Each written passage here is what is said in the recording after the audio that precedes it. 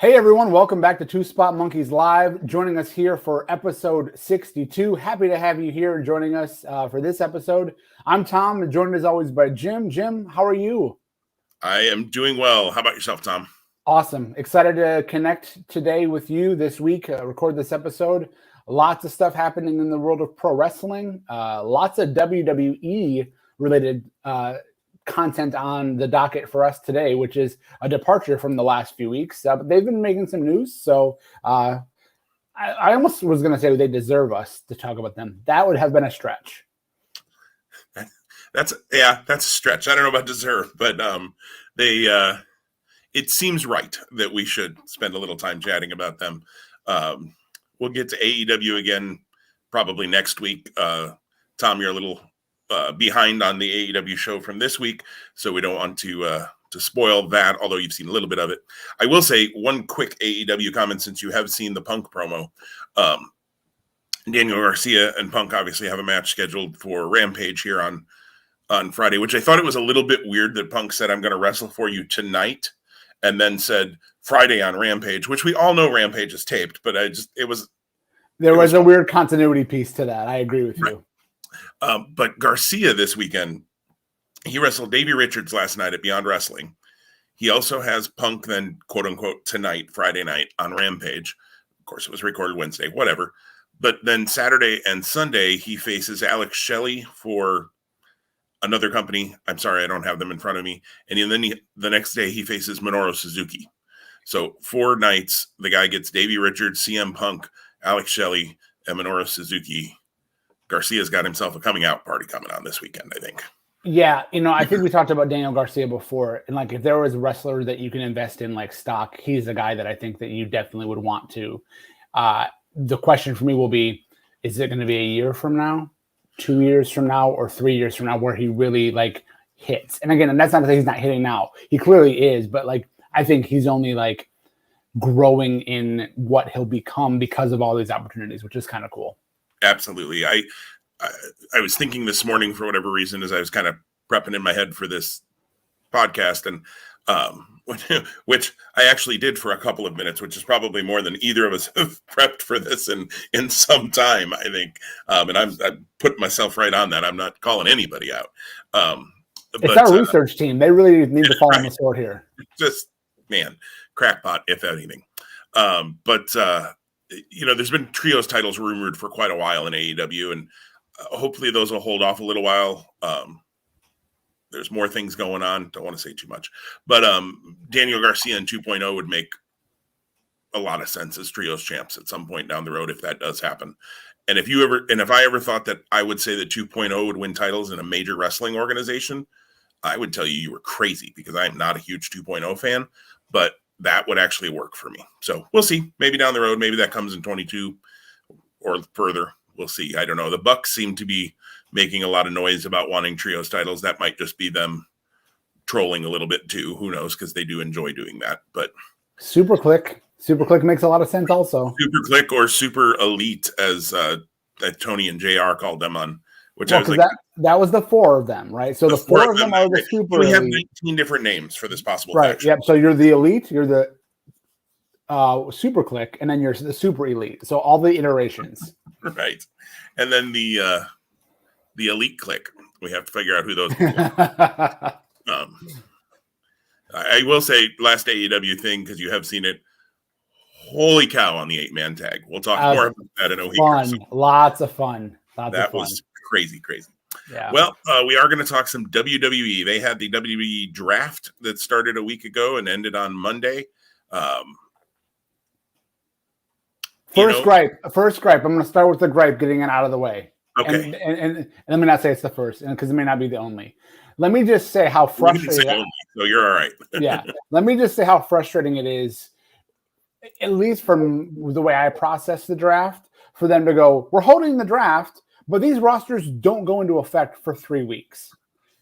Okay, come on. You control that, right? You control this. So what was the point of doing it now? Is it because the SmackDown season premieres tonight, which still doesn't make sense because the draft rosters don't apply yet?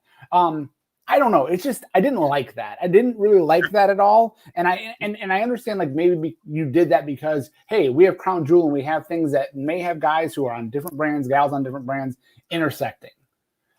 Still, it irked me. It irked me. Do the draft on October 22nd then, and whatever the Monday would be after that. 25th, I guess that'd be. It is the 25th. Yeah. Yeah. Well, just do it then. Okay. And now maybe they're a little concerned that on October 22nd, when these new rosters take effect, half of their roster might not be here because they're still stuck on a plane in Saudi Arabia. But hey, that only happened once before. So you never know. Nailed it. Yeah. So the only, and again, maybe this will come together when they have SmackDown and Raw this coming week. The only way that I think they could like justify that statement would be, all right, so now you've got guys who have 3 weeks left to settle their grudges before they move on, or gals. Like if you did that, okay, as a viewer, I want to tune in a little bit more and I want to watch some of this stuff more than I already do. But you haven't done that for us yet. No, and in fact, yet again, they take whole feuds and shift shows. Seth Rollins and Edge, we just moved that to Raw. We do that again. Well, and again, how cool would it have been? And again, this takes long-term planning and patience to not do that, to not put Rollins and Edge on the same brand. Now, I understand Rollins and Becky are going to be together. They're husband and wife. That makes a lot of sense. Just like Bianca Belair and the Prophets need to be on the same brand. Charlotte and never mind. Maybe not. Oh yeah. Anyhow, if you had, so let's just play this out before we talk about where the talent shook out. You don't keep Rollins and Edge together because if you're paying attention, which I believe they think that fans are or not, or aren't perhaps, you separate them, and then the next time they would interact would be the Rumble. How cool would that be? How electric would that be? Maybe Survivor Series if there's a Raw versus SmackDown, right? Sure. But then the idea is that, if they interacted in the Rumble, you go, okay, they have an issue. I know they're two different brands, but guess what? We're going to have a Raw versus SmackDown or Rollins versus Edge on WrestleMania. I don't know. It doesn't seem to be that hard. Oh, that could be WWE's tagline. It shouldn't be that hard. Yeah, what is the thing at the beginning now where it's like WWE? It's not WWE Forever. Isn't it then now forever? No, that was before. No, yeah, it's something different. I actually laughed at it last week when I saw it. It ends together. WWE Together. Oh, it could be. I always fast forward past that open thing. So fair. I mean, you've seen it once, you've seen it all. The Woo is gone. Poor Ric Flair. The cancel of Ric Flair is in full effect still. I don't know where I was going with that, but instead of having together, WWE Together, a different tagline, and it was going to be a shot at them for whatever they're doing here. Sorry, it's early. The coffee's still flowing. You may be able to tell with my energy, but my thoughts are all over the place. Welcome to Two Spot Monkeys Live. Right. If you've never listened to us before, this is what we do. That's right. So I don't want to go round by round, and I don't even have the round by round in front of me. I just have the rosters in front of me, and I think you do as well, Tom. Anything stand out? So one of the things that stood out to me, I hate when we do this. I get it, but it happens every draft. We draft one champion from a division, whether that's tag, women's, world, whatever, to the other brand. And then the next night we draft, or sometimes even the next pick. Like in the men's championships, they just got that right out of the way. There was no drama. There was no nothing.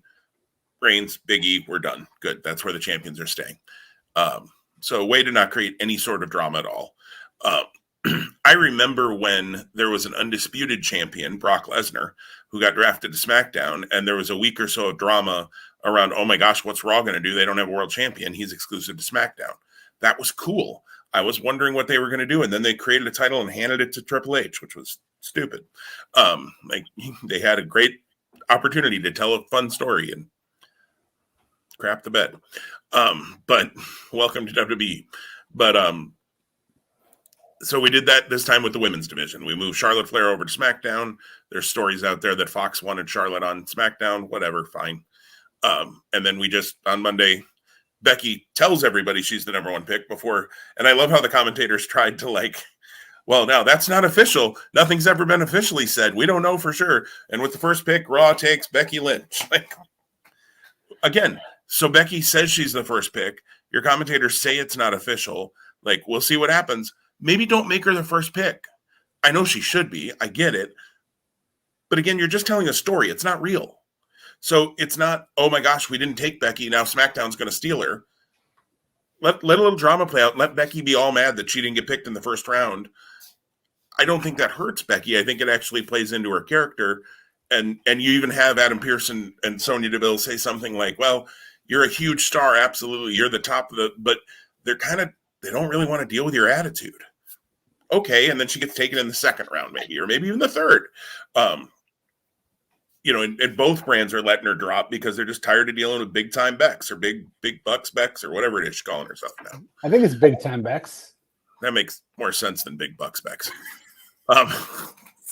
Well, and so in that space of continuity, right? So they come out with the draft cards already, right? So they aren't even telling us, hey, these picks were made backstage and now we're just coming out to announce them. They're acting as if they're live, right?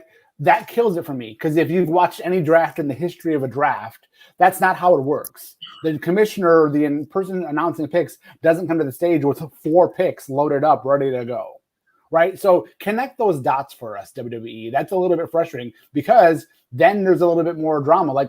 And to your point, you could then react to the pick before that. And as opposed to just saying, oh, okay, well, in response to that pick, the Fox executives now draft.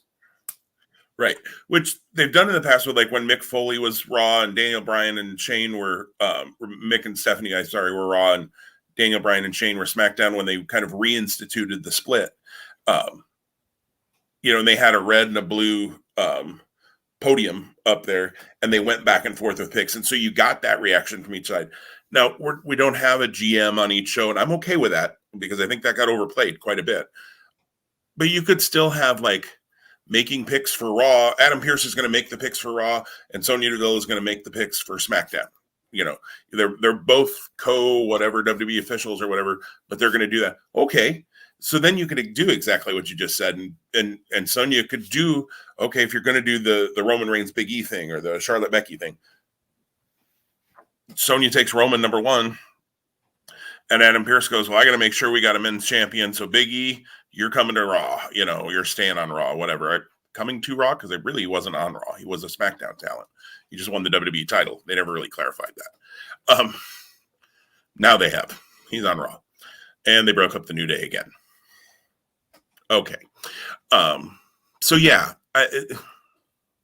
We're asking for too much logic. I realize that. I really do. Yeah. One thing I will say. Go ahead. Yeah. No, go ahead. Finish your thought. I was just gonna. It was gonna be a little bit of a pivot. So, and we've talked about this a little bit within our group of friends. But if you look at the two rosters, SmackDown is a little light at top on the men's side, especially, and even on the women's side, there's a bunch of heels over there.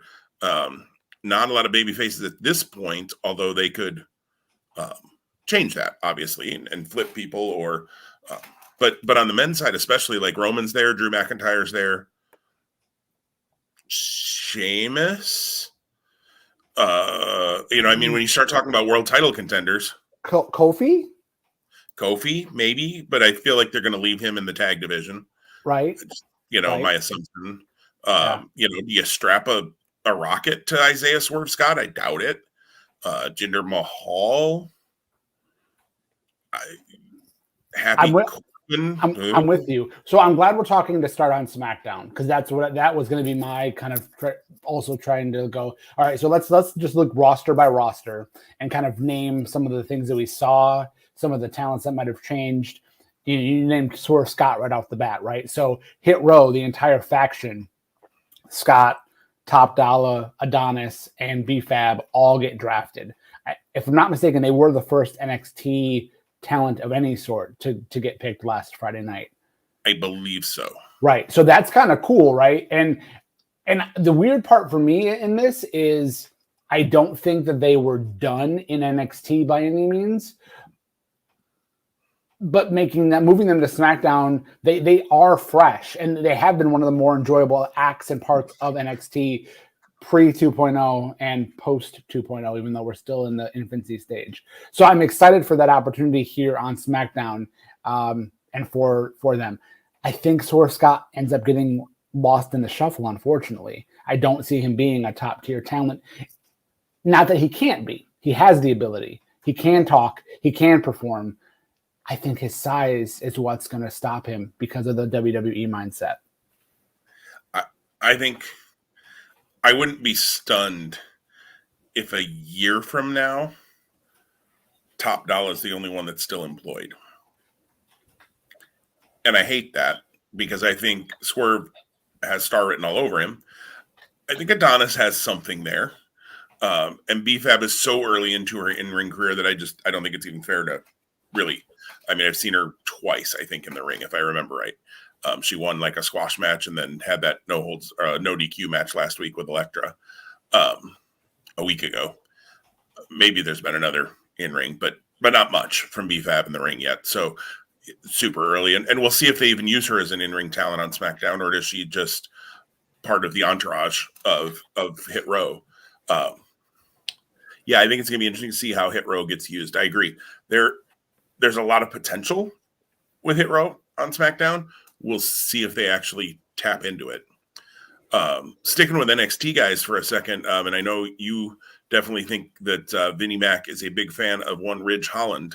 Again, who I don't – interesting because I just don't think – he really hadn't even gotten going in NXT yet. I mean, he just started a year ago or so, got himself hurt, or more than a year ago now. Unfortunately had a really bad injury and was out for a long time. Now he just fairly recently returned. And honestly, his win-loss record on NXT has not been great. I was looking at that the other day. Pretty much if he faces anybody with a name, he's been getting beat, which has been weird on NXT because I feel like you could have been building him up. But maybe they already knew he was leaving and just decided, well, there's not much point in building him up too much if, he's going to be gone in a month. That absolutely could be the thought process there, because why would you want him to be strong when he moves on to SmackDown? Just make sure he's a loser. Jim, you're forgetting the mega point here. No one watches both shows, so whatever happened before he showed up on SmackDown didn't happen, or no one's going to remember. Well, and nobody watches all of the shows. I'll bet WWE thinks that there's actually like 5 million people that are different people that are watching WWE shows on any given week. But that's when you add together Raw, SmackDown, and NXT on any given week. And I don't even know if I'm making that number up. It may not even be 5 million when you add those three viewerships together. They don't think anybody watches all of them. So you're right. Rich Holland. A name we didn't mention that is exciting, but I temper my excitement. Cesaro. I think we saw a little bit of what he's capable of. We've known because we know him back from when he was Claudio Castagnoli. But we saw earlier in the year with the feud with Seth Rollins what he's capable of and the type of top level talent he is. He already has kind of hung with Roman Reigns, and that feud kind of did happen. However, Cesaro did happen. Yes, Cesaro Drew McIntyre sounds attractive on paper. Cesaro Ridge Holland on paper sounds attractive. Run back Cesaro and Roman. Yeah, heck, I mean, and not that they couldn't have done this because they're both there already. Cesaro and Nakamura. Cesaro and Swerve Scott. That would be really good. Yep. Cesaro's a really good base for those who are a little more high-flying, although Swerve isn't as high-flying as he might look like he is. He can do high-flying stuff, but he's not a Ricochet type or somebody who also got moved over to SmackDown. We'll see. Maybe they can do something with Ricochet finally, too. I feel like he's just been start and stop his entire WWE career, even including NXT in some ways. I am excited to see Xia Li on the main roster. I think it'll be interesting to see her as well. And I know we're picking on NXT people here a lot, but hey, they're the new faces. So, although feel like the Tian Shaw thing hadn't really run its course yet either with her. And I just think Boa and Mi Ying, I don't think that's going to go anywhere on 2.0 now. Like, it's there, but I think losing Xia Li takes a lot of the steam off of Tian Shaw. We'll see. Mei Ying, who is really Karen Q, is actually a pretty darn good worker. So we'll see, if they actually let her work, but with her character, I don't know how you do that. So we talked about that a couple of weeks ago when she had her debut match and now hasn't touched the ring since, basically. And they're trying to make Boa a thing. And yeah, I don't think it's going to work with Boa. Just my opinion. They're trying to make Boa a thing. I have to give them, I don't know if credit's a strong word. But with the way they're just throwing 50 million new people onto NXT 2.0 in any given week, they're trying to find what's sticking. They're seeing who they need to keep and who they can move on from. And so kudos to that, because there's a ton of people they haven't used, obviously. And so now they're seeing, what do they got? I think some of these folks are going to be pretty short-lived on the 2.0 roster, but they're figuring it out. Or they could be figuring it out. I was like, maybe. Let's look at Raw a little bit, Tom. Big time Bex, Big E, Belair coming over to Raw, I think is again, you're moving the Becky Bianca thing, just moving shows. We're not doing anything new there. So to me, that gives, all that tells me for 100% sure is that at Crown Jewel, Sasha Banks is not winning the title. Bianca could. I don't think she is.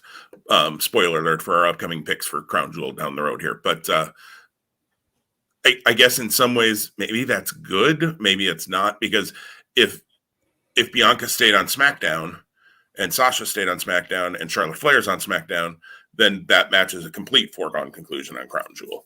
Now, I guess at least with the three-way, you have I guess it's for the Raw women's title now instead of the SmackDown, because we'll just change the names on the titles, because why do anything interesting with them? The titles are color-coded, Jim, so watch out.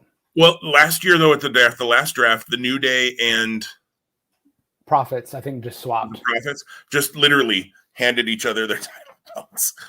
Now, I don't know if I can see Becky and Charlotte doing that, but it'll probably just happen off screen. And yeah, I kind of hate that too. Like, hey, if your SmackDown Women's Champion gets drafted to Raw, strip her the title, do a tournament, crown a new champion. Just because the Raw Women's Champion came over, she's the Raw Women's Champion. If she can't defend it on Raw, then you strip her of that title. Do 2 women's title tournaments. Make the Queen's Crown tournament for the title, for one of the titles. I don't know. I just, again, spitballing here, coming up with ideas that sound better than anything WWE's doing, where they just hand titles over. Like, geez Louise. I got to tell you, the person I'm most excited for on Raw, Veer, getting a chance for a singles run on his own.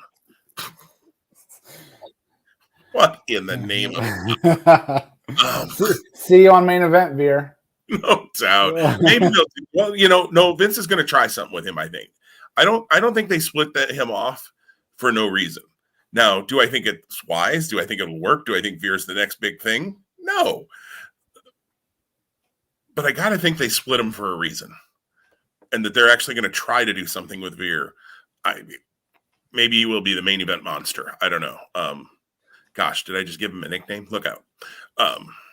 Well, so so on Raw, we talked on SmackDown about how we don't necessarily foresee the top level title scene being like really full. In my opinion, Raw is the exact opposite. So I did a quick just looked at the list and jotted some names down. So you've got Big E, of course, as your world champion. I think we both would hope and believe Big E is getting a long sustained run. And maybe there's a fluke title loss, but he gets the belt back shortly thereafter. But here are the guys that I think are definitely already in the main event, kind of like title contention, and could have great kind of feuds or matches with Big E. AJ Styles, Seth Rollins, Edge, Finn Balor, Randy Orton, and then Bobby Lashley's at the bottom of that list only because he's just been the guy that's been unseated. And then I would say there's a subgroup of guys that maybe aren't world title ready yet. And one of them is like the biggest surprise of the draft that over the next year, it's going to be fun to watch how they play out. Damian Priest, who's already being elevated. Yep. Karrion Kross, who should be better than what he is. And I, just like you said, Veer, there's an opportunity to Veer, there's an opportunity to Cross, but we've not seen that executed well yet. The video, I've seen a couple of the video packages they've done over the last couple of weeks with Cross, and it's what they should have done before he came in. So now they still need to get the goofy gladiator, stupid, demolition cross thing going off of him. But they're doing a little more character development video-wise with him. So maybe they're course correcting a little on Cross. I hope it's not too late, but I don't think it is.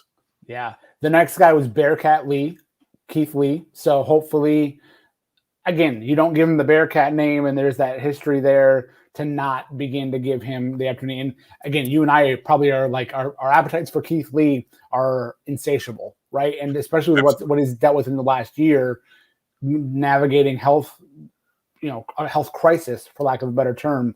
I just feel for the talent for the guy who seems to be just huge-hearted guy, all in wrestling for all the right reasons, overcomes adversity. Here's one more chapter to that story. And then here's the big one. And again, this was like the big surprise of the entire draft, and it happens late on the show on Monday. And that's Gable Steveson, NCAA champion. I mean, that's a pretty bold move. Like, and again, not that I would have expected him to go to NXT by any means because of the name and because, like, you think of the past of the Brock Lesnar's of the world, the Shelton Benjamins of the world, so on and so forth. Stevenson kind of follows that trajectory. Perhaps they went to OVW first, though. They did, right? So that's the thing. They did have a developmental process. I mean, clearly Gable Stevenson's going to go down and be at the Performance Center, even if he's on Raw.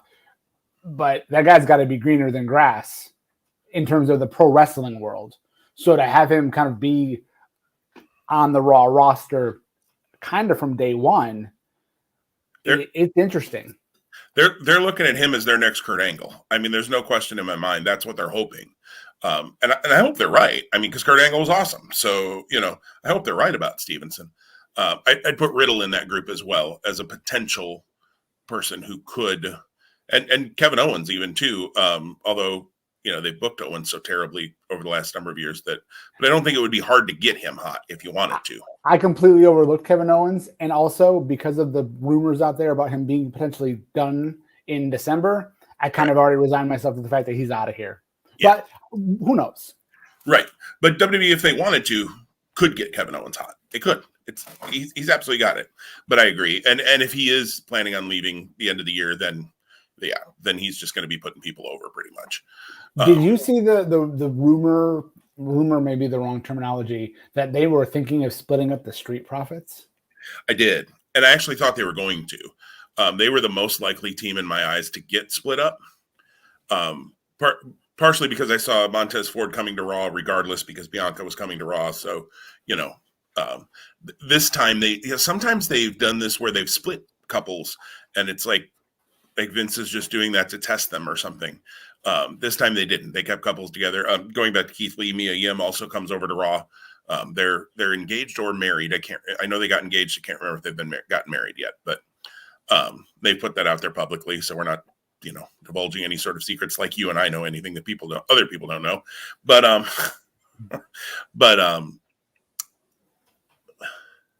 I had seen that, and I actually would have been okay with it, to be honest, if they could have done it in a creative way.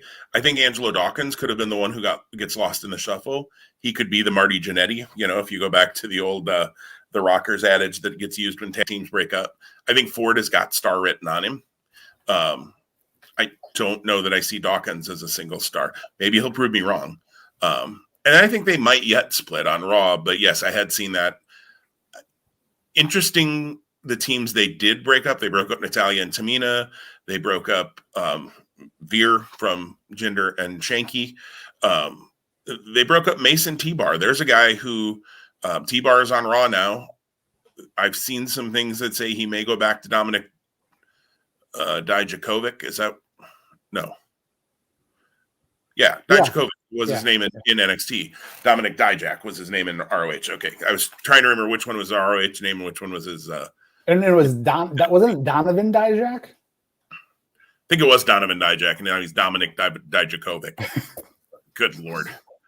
But there's a guy who's got a ton of potential. Oh, my gosh. Yeah. A ton of potential. And he's big, so Vince should like him because he's big and he can move. And, man, let him and Keith Lee do their thing again.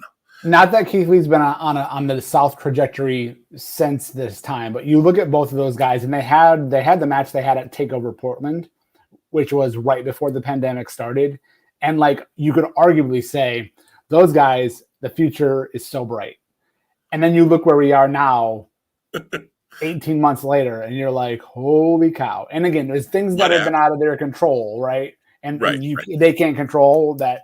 They want to put, a mask on you like you're from Mad Max Beyond Thunderdome and put you in the Retribution or the. Oh, you T-bar. Was it Retribution? Did I say that right? It's been a long time since we've discussed Retribution. Retribution, yes. I apologize. Or that Retribution weekly segment long since passed. Right. I feel like there was one other person on Raw. Austin Theory. Theory, gets drafted to Raw and seems to be doing a little bit of a different character than he was doing in The Way, which I like, because in The Way he was very much the comedy, fodder with Johnny Gargano, and a lot of questions about where Gargano's headed in the future as well. His contract apparently also not long for this world. A little surprised to not see him get drafted, to be honest, although that also to me leads credence to the idea that he doesn't have a very long contract left. And if they haven't been able to re-sign him, then you're not going to move him up. Why bother?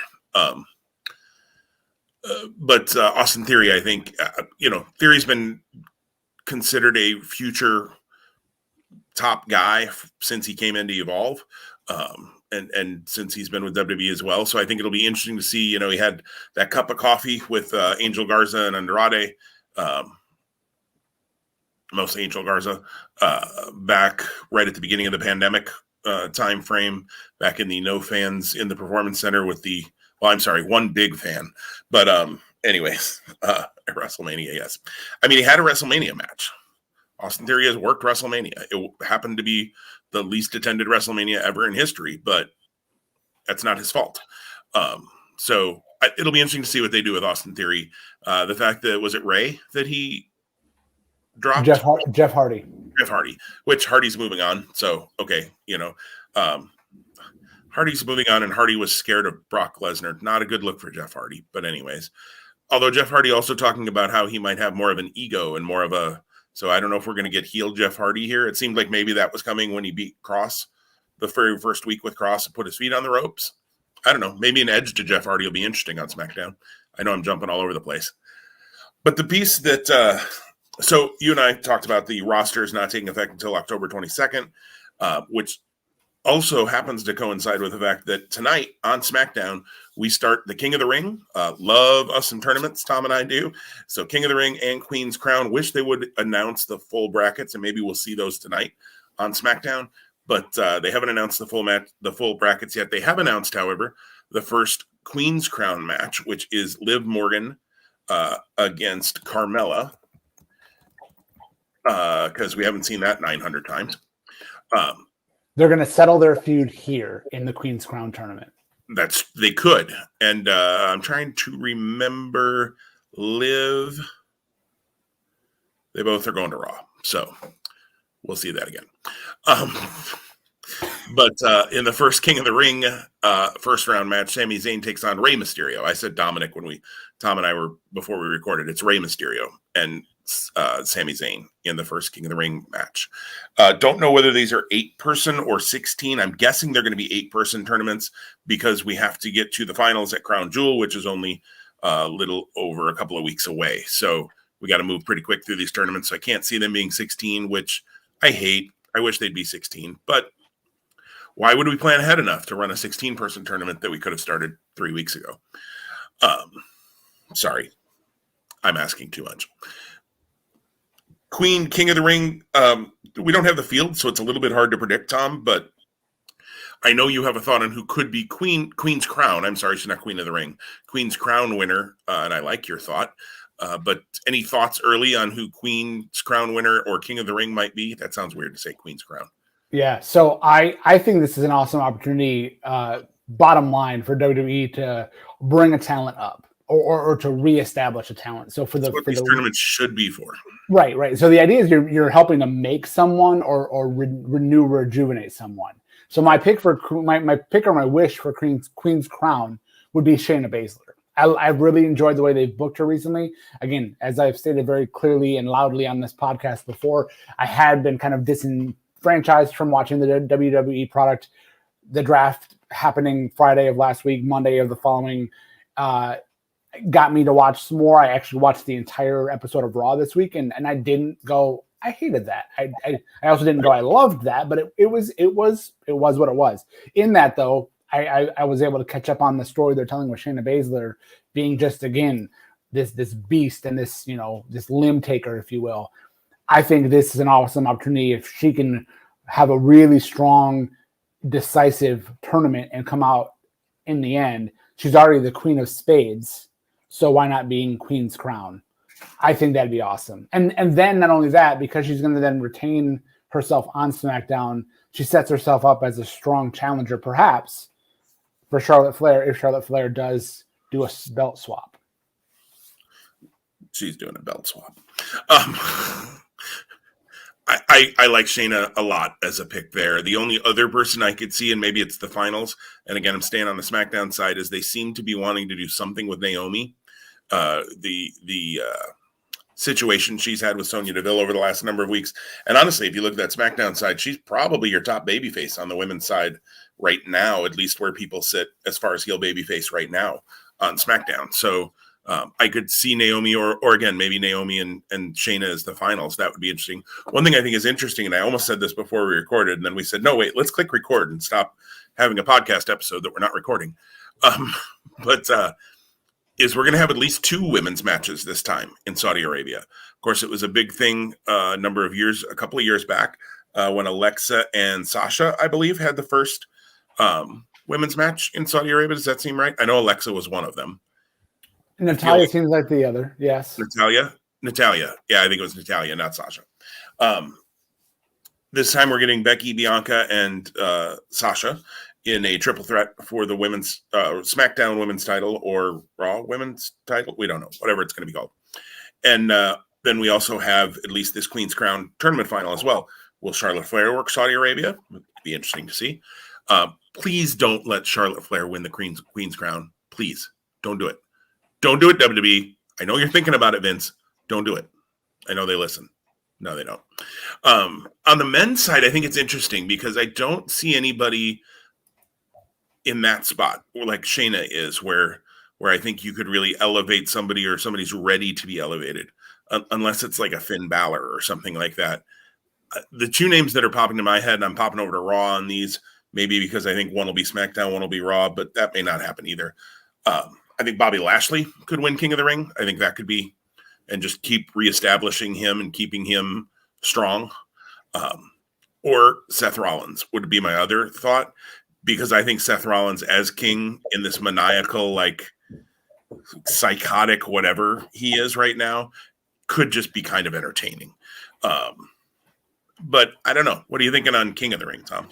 Well, I definitely agree with you that I think that if my pick on Shayna is right, that having a SmackDown winner and then the other one being a Raw winner makes the men's winner here come from Raw based on what we've discussed. My first thought was Keith Bearcat Lee, because I think that would be a great opportunity, to have him come back up. So if I heard you correct, and this makes sense to me, the finals for these are probably going to happen in Crown Jewel or at Crown Jewel. I think I've heard that. Yes, I think so. Okay. So not to take away your thought about Lashley, because I think that's it would make a lot of sense. He's actually already aligned with Goldberg. They have a no holds barred match. So the other guy on Raw that could be great would be Austin Theory, but I think that it might not fit with what we think we saw of his character on Monday. Here's one thing I hope we get resolved, and this would just be, again, good storytelling in my opinion. Nakamura needs to be part of the tournament, but let him lose in the semifinals perhaps so that way he's no longer king. Like, you can't claim that anymore. But then he sets up a challenger for the Intercontinental title when this is all said and done. So, yeah, I like your idea of Rollins though too. I think that could really give him some more boost. It could, although to go back to your point, I think we're getting Rollins Edge at Crown Jewel as well. So that's a good point I hadn't considered. Should have. Again, crackpot research teams. What about King Karrion Kross? King Karrion Kross, King Happy K. Corbin, Madcap Moss. You never know what could happen. Vince loves alliteration. It's Veer. That's what we're doing. It's going to be King Veer. Oh, boy. Mansoor. The one thing I would say about Keith Lee, and I thought about him, only put him in the tournament if he's winning it. Yeah. Yep. Don't beat him right now. Just don't do it. You got a little time. You don't have to beat him right away. Even if it's a flash roll up because somebody interferes and creates a program for him, don't do that yet. Just don't do it. So, just my opinion. His first program should be somebody he's just killing. Like, he doesn't need an actual feud where somebody gets heat on him yet. You'll get there. You got time. Another month or so. You'll be month or two, but let him just kill people for a little bit. So that's my old right. Yeah, reestablish him first. Yep. Anything else on Raw, SmackDown, draft related? No, and again, but to your comment, we both are huge tournament fans, so excited to see how this tournament shakes out. It's giving me more motivation to want to tune in and watch. Again, it's all on DVR for me because of just the season of life that we're in. But I do look forward to watching it, and I've been doing really well for the most part in staying off social media and avoiding getting spoiled by stuff. Yeah, absolutely. And I'm the same with you. It does make me more likely to at least watch parts of SmackDown and Raw. There might be parts that I fast forward through if I just think they look stupid or something, but it does give me more impetus to do that. Let's move over to Ring of Honor just for a minute. Jonathan Gresham made an announcement on Monday that he is leaving the Pure Division and has applied. And on Tuesdays, week by week, they announced he has been accepted into the World Title Division. Ring of Honor, you can be in one singles division, which is kind of interesting and allows for storyline points like this. So kudos to them for giving a reason why he's moving on from the Pure title to the World title. He was put in at number 4 in the rankings. Which means he can't can't challenge. There we go for the Ring of Honor World Title just yet. So he has to win a couple of matches, maybe to get him into title contention, which I think is good as well. They said that they put him at number 4 because of his dominance in the Pure Division. He had earned that right, which I think was good, but it didn't earn him the right to an immediate title shot, which I think is also good. Do you happen to have those rankings? Did you capture them? Okay. I wondered who was above him, because then I wanted to kind of like fantasy book and go, okay, so that's the match that gets him into the spot. Brody King was one I know. Yeah, without looking, Brody King. Is Vincent in there because of the Vincent is in there? Yep. Vincent was title shot. Yep, Vincent was one of them, and I want to say the other. It's not EC3 because that wouldn't make any sense. Yeah, I'm not sure without it in front of me. But Vincent is the other one. Is another one. So Gresham in the world title. You and I have had him pegged for a final battle title shot. I think that definitely this continues that progression. I still think that's where we're headed for final battle. They have announced that there will be a final battle. They have not announced yet when or where or if fans will be available, possible to come. I like how you almost said available. Will fans be available? Right. I think they are. They're available. They'd like to come. But will they be able to attend? They haven't said that yet. But they also have set up 2 3-way matches in the women's division, that then those 2 winners will go on to face each other, and that winner will then go on to face Roxy at Final Battle. So I do like that in the women's division, you're also giving us almost a mini tournament. I don't know if I'd call it a tournament. I don't know if we should score it as such in our fantasy wrestling league, but at least a spot on the line each time, that potentially you have somebody who has to win 2 matches to get to that world title match at Final Battle. So I like that on the women's side as well. But Gresham in the world title picture, I think, is a long time coming. You and I had this pegged actually about a year ago, and it just never happened. We thought it would end up being a kind of a title for title sort of situation, but they decided to go a different route, put the pure title on Josh Woods and let the pure division do its thing and move Gresham over. So, although I did you watch the announcement video? I did. Yeah. So when they teased it, whenever they teased it, I was like, yeah, Monday at 9 makes a lot of sense for me. And I wasn't like, I didn't tune in right at 9, but like, I think within 15 minutes, I was like, it's 90 seconds long, let me check this out. And then I think the other side of the coin, and again, so let me close out by saying Gresham Bandito, hopefully it is Final Battle. If I could see Ring of Honor being very patient and waiting for the 20th anniversary show, which wouldn't necessarily be a bad thing, because I think then it would maybe make fans hungrier for Gresham to unseat Bandito, because I do think that's what happens. The other part of the announcement is it appears that Josh Woods is now in the foundation. Yeah, which makes sense because he's the pure title holder. They're purifying Ring of Honor. They're all of that. It makes sense.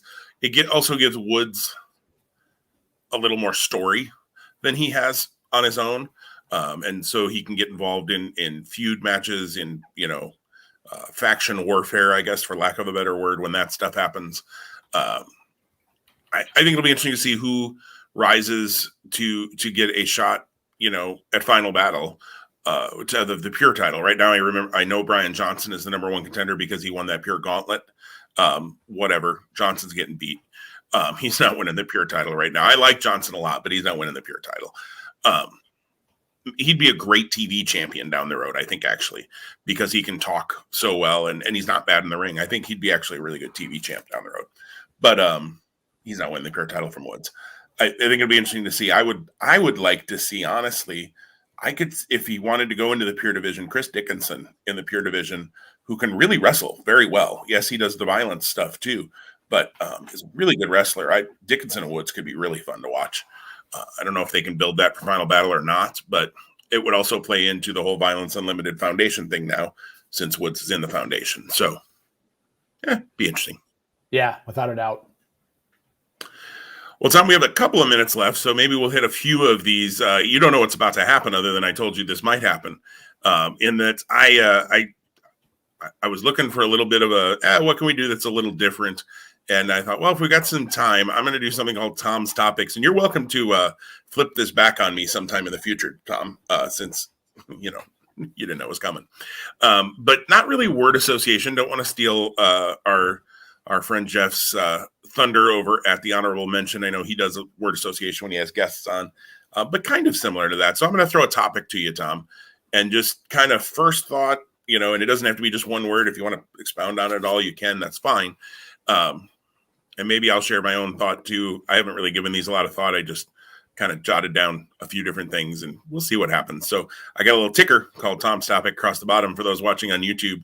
And your first topic, Tom, favorite tag team of all time. That's very tough. That is very tough. I don't know that I can land on one. I think that my love of tag team wrestling has evolved over the years, and there's always been teams that have been like favorites in the moment or favorites for a season. If you had to press me down, if you were like, you know what, your life depends on this. If you do not answer, it's not going to be that important, for the record. No life-threatening things going on here. So, also, this is the last episode of Two Spot Monkeys because I'm not going to be able to answer, and then I'm going to die. No, it's not that serious, Tom. Hold on. So, as a youth, I always really, really loved Demolition and the Hart Foundation. So when they had their match at SummerSlam 90, and that was kind of at the end of the run when Axe was on his way out and Crush was getting involved, but it was the 2 out of 3 falls match. That match will always have a special place in my heart. I don't know that it's like a great match. I think it's probably, 3.25 stars or whatever, maybe just a hair under 3 stars. Who cares? I enjoyed it, and that's what matters. But Bret Hart is a top 10, top 5, perhaps top 7 wrestler for me of all time. So Bret Hart in the Hart Foundation. I'd say Hart Foundation probably number 1. Nice. I'm a Road Warriors guy, but I agree with you. It does evolve over time too, because many of the other tag teams I've liked are very, very different from the Road Warriors. So yeah, and I think that talking about tag teams, I mean, you look at now and today, like, if someone were to answer this question, they've been a pro wrestling fan for 40 years, and they said, well, it's the Young Bucks. I wouldn't have a problem with that, because I think the Young Bucks are amazing, and they've actually been able to be the consistent tag team for the last 15 or so years. And then also tag team wrestling changed. Like, tag team wrestling was a big deal in the 80s and early 90s, and then it wasn't so much. And then it's never been a big kind of priority for Vince and WWE for the longest time, which is kind of weird, but that's his prerogative. Right. No, absolutely. And then you look at other companies where they've tried to make it a real focal point. AEW, for instance, has a stacked tag division, crazy stacked tag division. And Ring of Honor has made it a real focal point in the past as well. And other companies, even New Japan at times, the tag belts have been very, very important. I don't know if they really, they're important now, but are they quite the level they maybe once were? I don't know. But, so yeah, tag teams. Like I said, I was a big Road Warriors guy. The Rockers, the Midnight Rockers, because I watched the AWA back in the day. That was one of my early intros to wrestling. Was the AWA when the Midnight Rockers were there too. So the Road Warriors had an AWA run, correct? They did. That was a little before they were in NWA, WCW when I first started. Okay, I was wondering how your intro to them was, because see, my intro to them was Legion of Doom. So I had no clue about the Road Warriors and their history until later, right? So it's like a kind of like I had the meal before I knew the recipe, if that's a good analogy. Sure, absolutely. Yeah, I had seen them in NWA, WCW when they when they turned on Dusty Rhodes and all of that kind of stuff. That was me. I've got a different order to this, but I'm going to jump to this one. Favorite wrestling figure you own? Wow, that's good. And I won't answer this question yet because I'm going to tell you a story. So I mentioned to you, and I thought we mentioned it here last week. It was last week because it was last Thursday. My brother came over and brought me Luchasaurus, and in that conversation, we were talking about our youth for a few minutes when we were catching up, and we were talking about. He goes, I've gotten out of buying figures because I'm focusing on Funko Pops. He goes, but I kind of do want to get and find some of the LJNs or some of the Hasbros. And the reason why that got brought up is because I told him about the Cody LJN style in the AW line. And then I said that Darby was the one that follows. And he goes, I'm going to have to get those. And I was telling him, I was at an antique store up in northern Michigan this summer, and they had some really worn LJNs, but they were not expensive. And if we weren't running out of time with our parking meter and we didn't want to get a ticket, I would have spent more time and perhaps even walked away with one. I didn't, but I'm confident they'll be there when I get back up north. So all of that being said, that conversation went and navigated and traversed because I know you own an LJ and Ricky Steamboat, and I was making the connection for my brother about the value and the importance of that figure for you and where that is kind of in your man cave, for lack of a better term. Gosh, I don't know what my favorite wrestling figure that I own is. I don't. And so here's the thing. I want to say I have the entire Jakks Pacific classic wrestling figures line. There's probably a handful of guys I don't have, but I had opened them all up. So like, and the one that I didn't retain because I was able to sell it and get money and value back was the mail away like super strong machine Hulk Hogan. That was like you had to collect like a number of UPCs and do all this kind of gimmicks, which is kind of the fun of collecting, right? If you're going to open figures and let them breathe, and then you can get something and send it in and get something back. It's kind of like the mail away factor, which I know was big in the 80s and maybe early 90s. So that line is a huge favorite of mine. So I don't know that there's one figure in that. I'd have to go grab the bin and pull them out and look at them. But that's kind of really where, I was big into Hasbros. I then gave them to my cousin like an idiot when I was a teenager. And then those probably ended up at a Goodwill a long time ago. Hopefully someone still has them and they're not in disrepair. But then getting back into the classic Superstars line, I worked really hard to get many of those, and guys that stick out like One Man Gang or Akeem or Kamala, just kind of those fun the bigger than life characters from the 80s stand out. But I wouldn't necessarily say that that's my favorite figure. I think they're just really cool. Yeah, no, and there's some great. I didn't know that you had all of those actually, but there's some great figures from that line. Some of those bigger guys, they're like grossly obese. Like the body shape on those bigger guys is really bad in the classic line. But the rest of it, the deco and the face and all of that, I think are really, really good, which is part of why I've been excited since Jeremy Padour was the one in charge of that line and now is in charge of Jazzwares with AEW. I've been excited about some of theirs and some of their Legends figures that might be upcoming. Obviously, Owen Hart upcoming, Sting. Do we get a Taz? Do we get an Arn Anderson? Do we get a Tully? All of those kinds of things.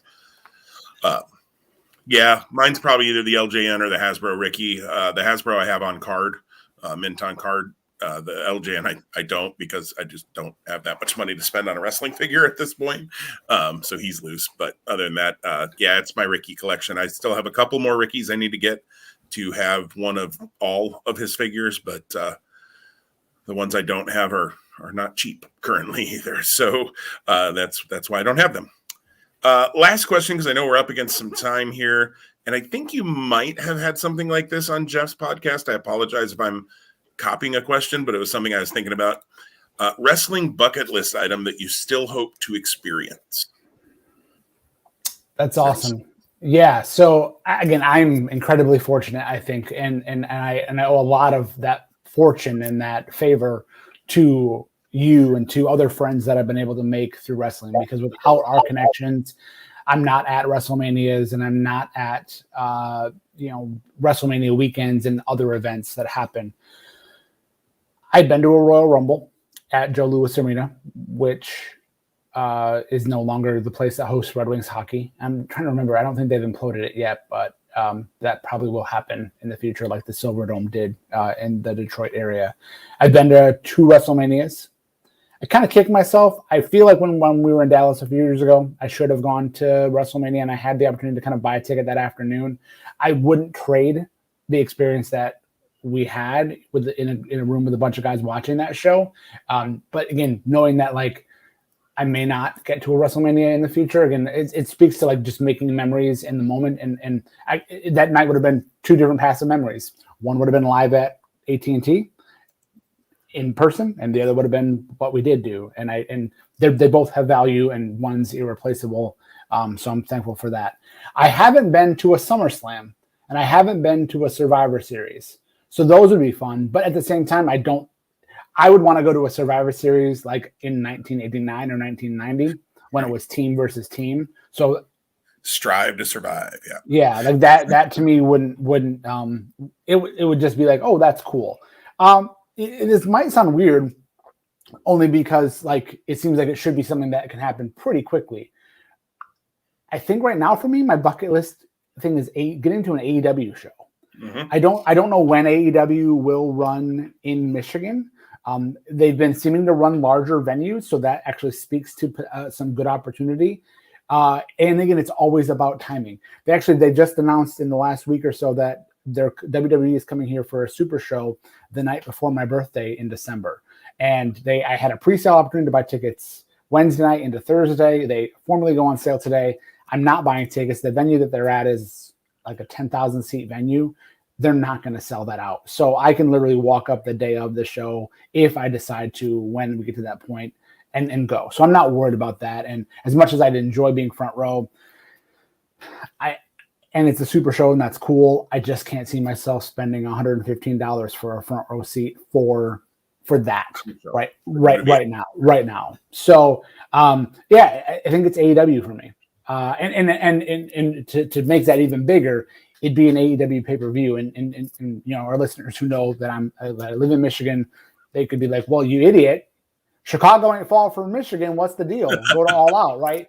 It's not that simple, right? When you have a life and a family and kids and a wife, and I want, for anyone who listens on my family back in that order, know that I didn't give that in any chronological or order of importance. It just came out that way.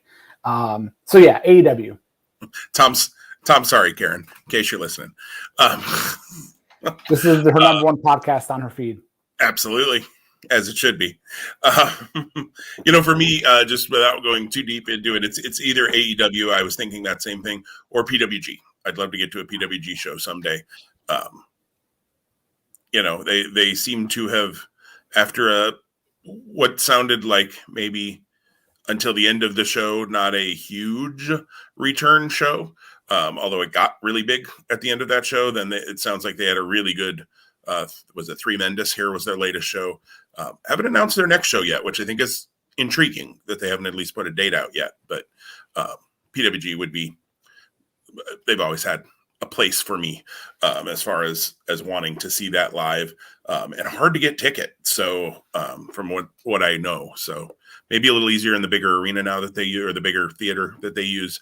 But I would have loved to have seen them in Reseda, the original building, even though it sounds like I might have lost 50 pounds if it was a summer show because it's hotter than blazes. But hey, we've been to some Ring of Honor shows where I know I've lost weight too. So I know we're up against time, but I do have to ask this question because you bringing up Reseda actually brings me to this space. Have you ever had a dream where you've been in a venue or in an experience that you've never actually had, but you're so aware of it that you're immersed into it? And think on that for a minute, because I'm going to tell you why I'm asking.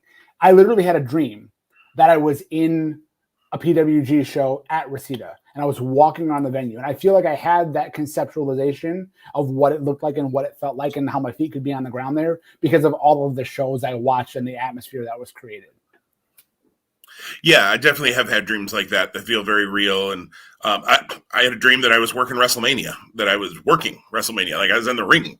And I was like known and all of that stuff. And I just didn't want to screw it up because it was WrestleMania. So yeah, I definitely know what you mean on that. And I think part of why that felt real that it was because I've seen every WrestleMania and I know what that. And I've been to some WrestleManias, so I know that feeling. And I know, I agree. When even if, I guess in that case, a little different because I've been to WrestleMania physically. But yeah, you watch something. I've had dreams that I've been in TV shows that I've watched because I've watched them so much that, I know the universe that it happens in and what the place looks like and what the house looks like or what the whatever. Yeah, I totally know what you mean on that. And so who knows? Maybe you and I will have to hit a PWG show together someday. So that'd be awesome. Nice if they ever toured and came a little closer to the Midwest. But that would be kind of cool. But again, that's also kind of the aura of what makes them special because it's a destination. So I don't know. As we close out, I'm not sure if I should refer to you as Jimothy Vision or Big Jim Stud. But either way, I think both are appropriate. Well, thank you. That either works. Either's fine with me. Maybe Big Jim Stud. I like that. Well, we are up against our time, so next week sometime we'll be back with you. And who knows? At some point here, we're going to have some picks for Crown Jewel. We got to work on that a little bit on our own schedule to figure out when that'll happen. But we'll have some picks probably for you for Crown Jewel. Well, again, who runs a pay-per-view on a Thursday at noon Eastern time? Come on. Right, even from Saudi Arabia. And I think we'll just close out and leave you with the comment that was just left for us by our good friend Annette. She dreams about Jon Moxley every night, it says. So with that, everybody have a Violence great night. Unlimited. Onto that? Violence Unlimited. Violence Unlimited. That's right. It could be barbed wire. We don't know. So everybody have a great day. We will talk to you again soon. Take care.